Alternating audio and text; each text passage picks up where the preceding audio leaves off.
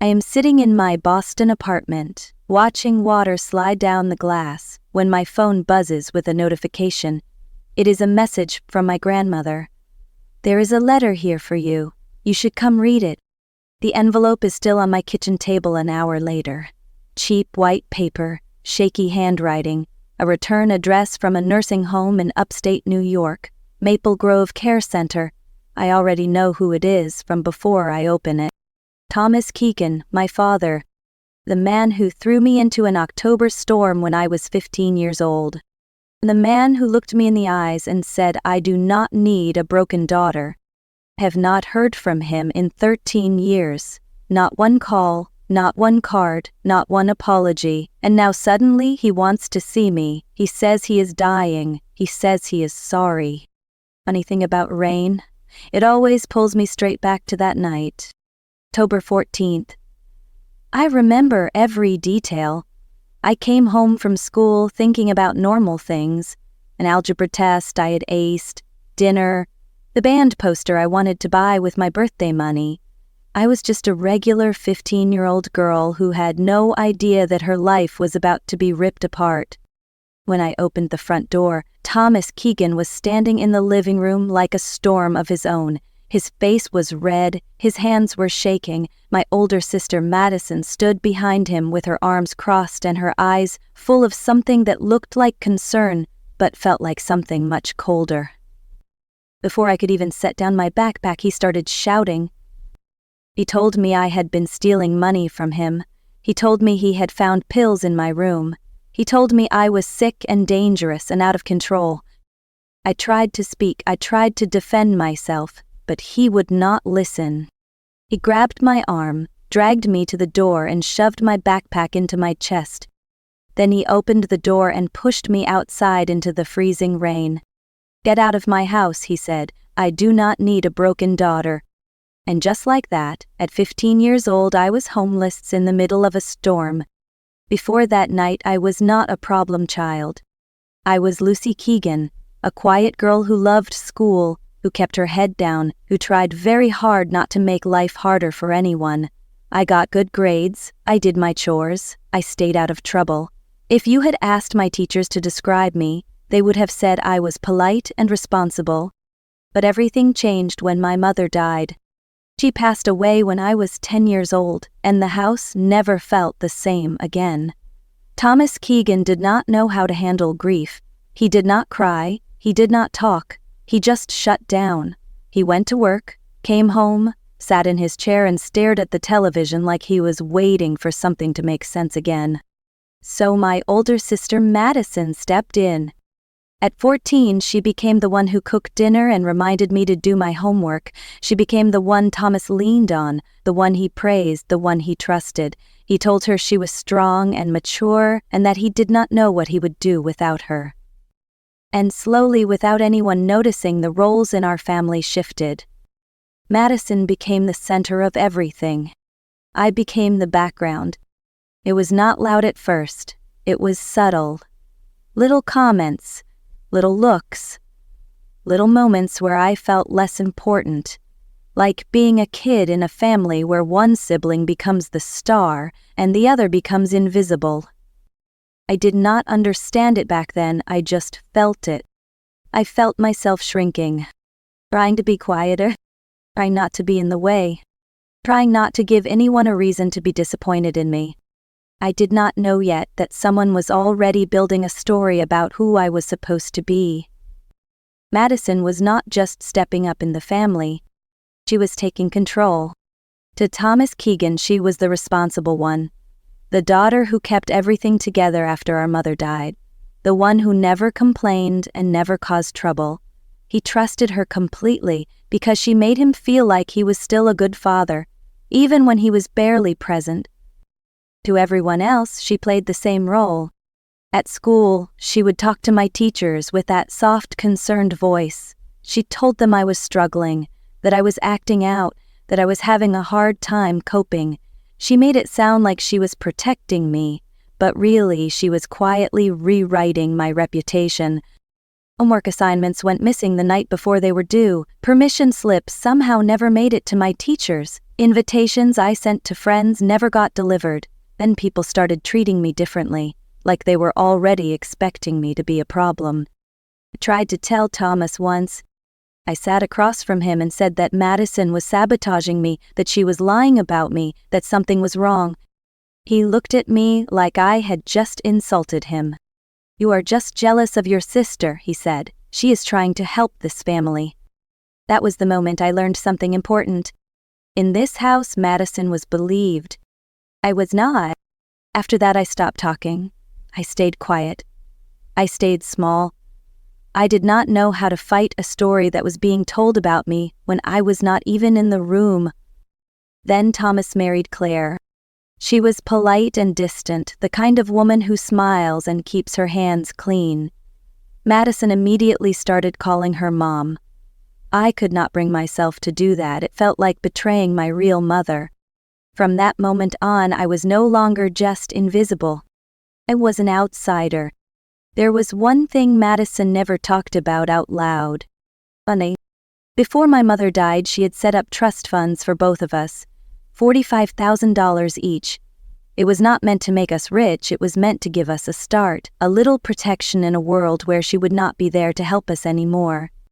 Madison turned 18 first. She got her money and spent it fast. A new car, designer clothes, expensive gifts for her boyfriend. By the time she was 20, it was all gone. Nothing left but credit card bills and bad decisions. My trust fund was still untouched. It was locked until I turned 18. And there was a clause my mother had added, thinking she was protecting us. If one of her daughters was declared legally unstable or institutionalized before the age of 21, her money would be managed by a family guardian until she recovered. Madison knew exactly what that meant. If I could be labeled unstable, sick, or addicted, someone else could control my money. Someone like a caring older sister who only wanted what was best for me. $45,000. That was what my life was worth to her. And once she saw that number, I stopped being her sister. I became her solution. Once Madison decided what she wanted, everything moved fast. She did not hesitate, she did not feel guilty, she treated it like a business plan. First came the cash, small withdrawals from Thomas Keegan's account using his ATM card. She knew his PIN because she handled the household bills. $800 taken out in one afternoon and hidden where it would look like I had been stealing for weeks. Then came the pills. Her boyfriend had prescription bottles for anxiety medication. She took them and saved them. She made sure they looked used and real. Then she slipped them into my closet while I was at school. Then came the phone. A prepaid burner phone bought with cash at a corner store. Loaded with fake text messages from a fake dealer. Messages that would make anyone think I was buying drugs. On the morning of October 14th, while I was eating breakfast and thinking about my algebra test, Madison went into my room. She planted everything, the cash in my dresser, the pills in my closet, the paper with the phone number. Then she went to Thomas. She cried. She said she had tried to help me. She said she had begged me to stop. She said she could not watch her little sister destroy herself anymore. And Thomas believed every word. By the time I walked through the front door after school, my trial was already over. The verdict was guilty. The sentence was exile. He did not ask me what happened. He did not check the bank records. He did not look at the prescriptions. He trusted Madison because she had been telling him who I was for years. All he had to do was listen. And he did. That is how I ended up standing in the rain, soaked and shaking with nowhere to go. That is how my sister sold me for $45,000. I did not leave that house with a plan. I walked because standing still hurt too much. The rain was coming down in sheets, cold and heavy, soaking through my clothes in minutes. My sneakers filled with water, my hair stuck to my face. Every step felt heavier than the last. I kept telling myself that my grandmother's house was only a few miles away, that I just had to keep moving, that if I stopped something worse would happen. Cars rushed past me on the dark road. None of them slowed down. To them, I was just a shape in the rain, someone else's problem. After the first mile, I could not feel my hands. After the second, my legs started to shake. After the third, my teeth were chattering so hard I thought they might break. But I kept going because I had no choice. People do not talk about how hypothermia tricks you. It does not come in like pain. It comes in like relief. Like your body is telling you that it is finally okay to stop fighting. I remember seeing a mailbox up ahead. I told myself I would just lean on it for a second, just catch my breath, then I would keep going. My knees gave out before I reached it. The gravel felt cold against my palms. The rain was loud in my ears. And then everything went quiet. That was the moment I would have died if the wrong person had found me. But the wrong person did not. When I opened my eyes, the first thing I saw was a ceiling that did not belong to the sky. Bright lights. White tiles. The smell of disinfectant. I was in a hospital. There was a blanket tucked around me, warm and heavy, and someone was sitting beside my bed. Her name was Helen Carter. She had silver hair pulled back in a neat bun and reading glasses resting on the end of her nose. She looked like someone's grandmother, but her eyes were sharp, the kind of eyes that miss nothing. Helen had spent 35 years working for Child Protective Services before she retired. On her way home from a book club meeting, she saw something on the side of the road, a teenage girl, unconscious in the rain. She pulled over, wrapped me in an emergency blanket she kept in her trunk, called for help, stayed until the ambulance arrived, followed it to the hospital. When I woke up, she was still there. She handed me a cup of coffee and said it was terrible but warm. Then she looked at me and asked one simple question. Why was a 15-year-old girl walking alone in a storm with no coat and no phone? So I told her everything. And Helen did something no one in my house ever did. She believed me. While I was lying in that hospital bed, things were already moving. Because I was a minor found in danger, the police had contacted Child Protective Services. That meant professionals were now asking questions, real questions, not the kind Madison could answer for me. Helen Carter stayed by my side when the caseworker arrived. Her name was Maria Lopez, and she had been doing this job long enough to know when a story did not smell right. My father brought in the evidence Madison had shown him, the cash, the pills, the phone. Maria did not just look at it, she checked it. The $800 that was found in my dresser came from one single ATM withdrawal on October 14th. Not weeks of stealing, one transaction. The bank provided camera footage from that machine. The person on the screen was not me. It was Madison. The timestamp read 2:47 in the afternoon. At that exact time, I was sitting in my chemistry class. My school records proved it. My teacher remembered me. I was 12 miles away. Then there were the pills. They were traced back to a prescription from Madison's boyfriend, and he had reported those pills stolen 3 days after I was kicked out. Not before, after. That meant they were never stolen at all, they were planted. Then came the burner phone. Store cameras showed a young woman buying it, her face, her ponytail, and through the window her white car with a dented bumper. Madison's car.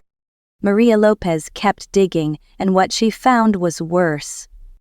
For almost 2 years, checks had been forged in Thomas Keegan's name, small amounts that added up. The money went into accounts connected to Madison's boyfriend. Total, stolen almost $18,000.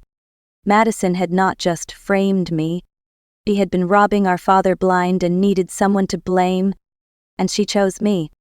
The truth did not stay quiet for long. My grandmother hired a lawyer named Leonard Price, an old family friend who had known my mother for years. He took Maria Lopez evidence and built a case that Madison could not talk her way out of. Then something unexpected happened. Madison's boyfriend was arrested in another state for running a large financial scam.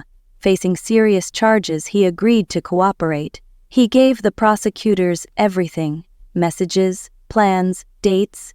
proof that the frame job had been Madison's idea from the start.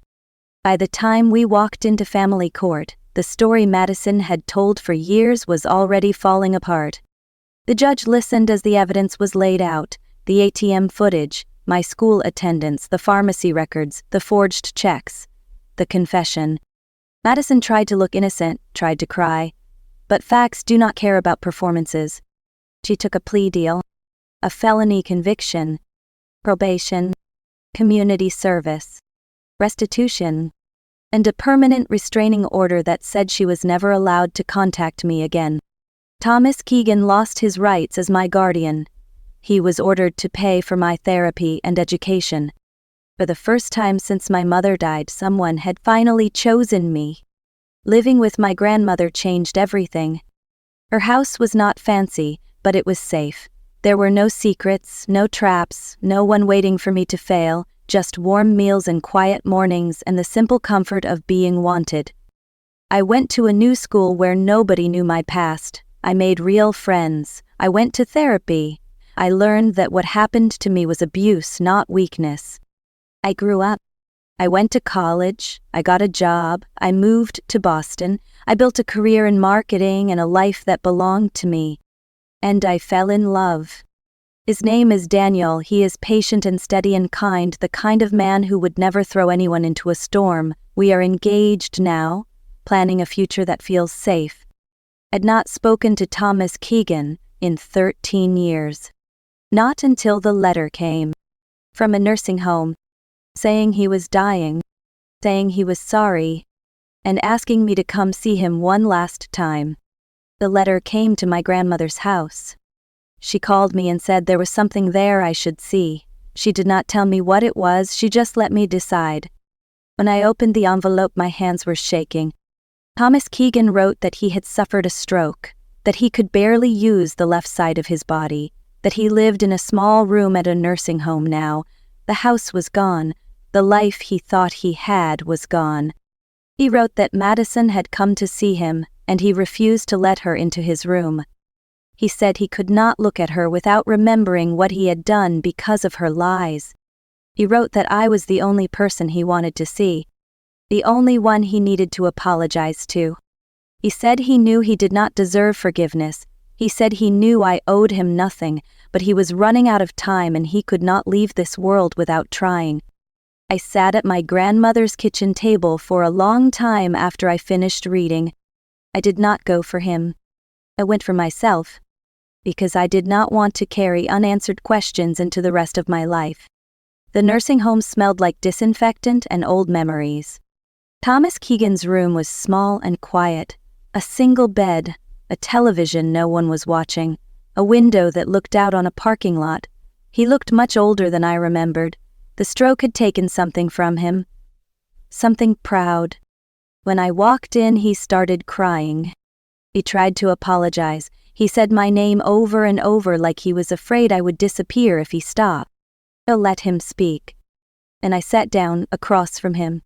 I told him I forgave him, not because what he did was okay, but because I was tired of carrying the weight of it. I told him forgiveness does not mean forgetting, it means choosing peace over anger. You believed a lie because it was easier than the truth, I said. You chose Madison because she made you feel comfortable, and you threw me away because I reminded you of everything you lost. I told him I built my life without him, a career, a home, a man who loves me. You do not get to be part of that, I said, but I am not angry anymore. He nodded. He was crying again. We talked about safe things. My job, my city, my fiancé. When I stood up to leave, he reached for my hand. I let him touch my fingers for a moment. Then I walked out. In the hallway, a nurse stopped me. She said my sister had been there the week before, Madison. She said Thomas Keegan refused to see her. He told the staff to send her away. He said he could not look at her face anymore. For years, I had been the daughter who was pushed aside. And now, when it finally mattered, I was the one he wanted. But it was too late to change the past. I walked outside into the October sunlight. The air was cool but gentle. 13 years ago, October meant rain and fear and almost dying on the side of the road. Now it meant falling leaves and a life that finally felt like my own. Some storms do not destroy you. They redirect you. I lost a father who did not deserve me. I gained a grandmother who fought for me. I lost a sister who never loved me. I found myself. Daniel was waiting for me when I got home.